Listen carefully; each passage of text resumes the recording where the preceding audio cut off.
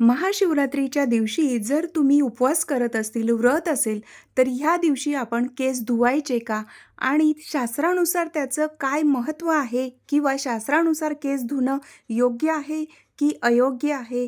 अतिशय छान अशी माहिती सांगितली आहे. त्यासोबतच की महाशिवरात्रीच्या दिवशी अशी कोणती एक वस्तू आहे की ती आपल्याला दान करायची आहे, की त्यामुळे अनंत पुण्यसंचय वाढत असतो, पुण्यप्राप्ती होत असते. त्यानंतर की महाशिवरात्रीच्या दिवशी शिवलिंगावर कोणत्या वस्तू अर्पण करायच्या आहेत आणि कोणत्या करायच्याच नाही आहेत. त्यानंतर की मासिक धर्म असेल किंवा सुतक असेल किंवा जे वयोवृद्ध असतील तर त्यांनी पूजा कशी करावी?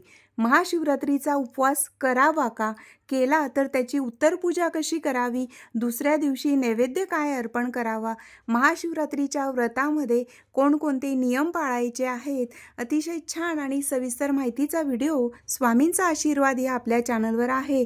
त्यासाठी तो व्हिडिओ जरूर पहा. 750 वातींचा दिवा कसा लावावा, एक दिवसाचं शिवलीलामृत पारायण कसं करावं, कोणते नियम पाळायचे आहेत आणि कोणत्या अशा चुका आहेत की त्यामुळे आपल्याला पाप वृद्धी होऊ शकते, ह्या गोष्टी टाळायच्या आहेत.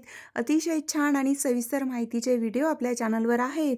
त्यासोबतच महाशिवरात्रीला केस धुवायचे का आणि इतर महत्त्वाच्या विषयांचा जो व्हिडिओ आहे त्याची लिंक मी तुम्हाला जो त्रिकोण दिसतोय ह्या व्हिडिओच्या खाली, तर तिथे ती लिंक देते. तो व्हिडिओ तुम्ही जरूर एकदा पहा. नक्कीच तुमच्या सर्व प्रश्नांची उत्तरं तुम्हाला मिळतील. हर हर महादेव शंभो.